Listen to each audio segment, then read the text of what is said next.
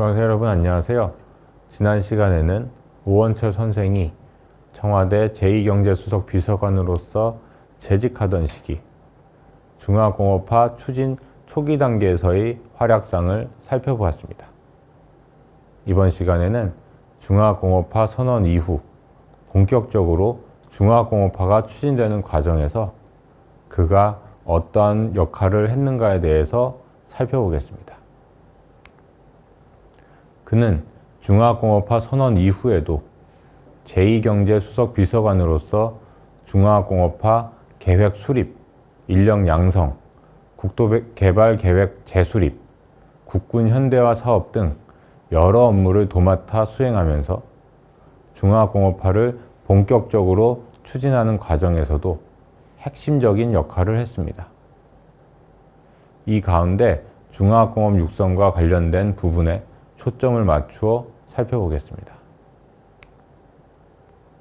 1973년 5월 국무총리가 위원장을 맡고 경제기획원 장관, 재무부 장관 등 경제관계 장관 등이 위원으로 참여하는 중화공업추진위원회가 설치되었습니다.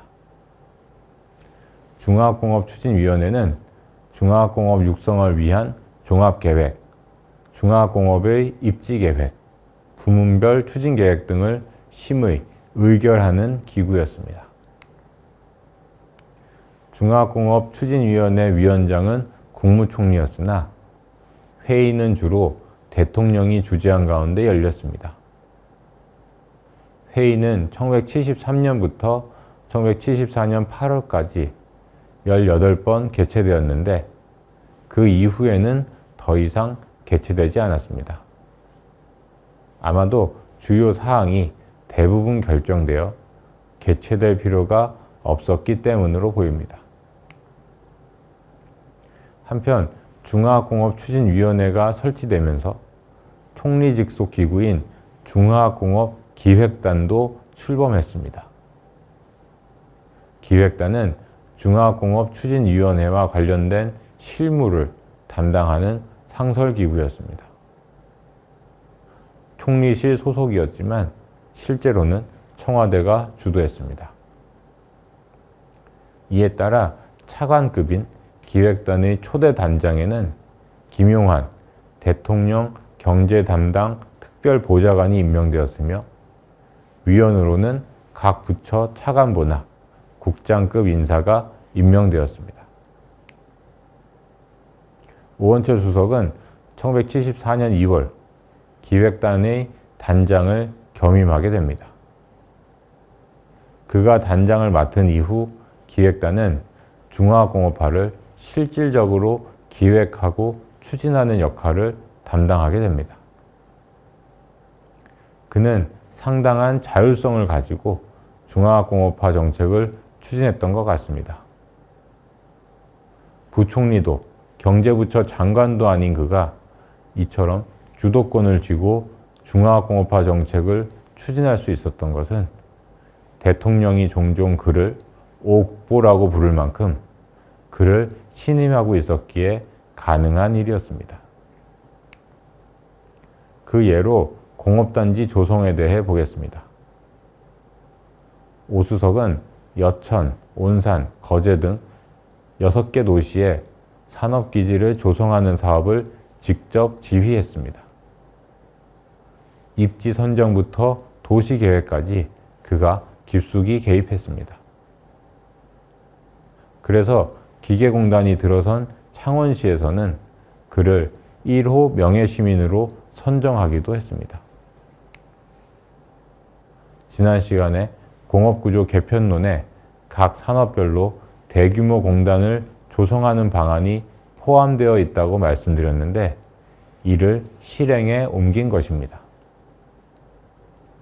정부가 부지를 조성하고 전기, 수도, 도로 등 기반시설을 갖추어 놓은 다음 공장의 입주를 유도한 것인데 그는 이를 공업단지화 전술이라 명명했습니다. 이렇게 해서 당시 만들어진 여천석유화학단지, 창원의 한국종합기계공단, 온산 비철금속단지 등의 중화학공업단지는 오늘날까지 그 명맥이 이어지면서 한국의 중화학공업 발전 과정에서 중요한 역할을 하였습니다. 이들 산업기지 선정과 관련된 일화도 있습니다. 1972년 말 오원철 수석의 특명을 받은 조사팀이 부지조사에 나섰습니다. 이 당시에는 아직 중화공업화 추진 계획이 발표되기 전이었던 만큼 비밀리에 산업기지에 대한 조사가 이루어지고 있었습니다. 이들은 여수 일대와 온산만을 거쳐 창원에 이르렀다가 해양경비병들에게 거동수상자로 적발되고 말았습니다. 그런데 이들은 자신들이 산업기지 부지를 조사할 목적으로 그곳에 있었다는 것을 끝내 밝히지 않았습니다.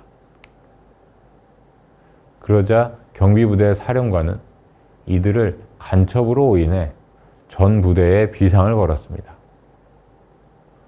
1970년대 초반 당시 한반도 정세를 고려하면 충분히 그런 의심을 살 만한 상황이었습니다.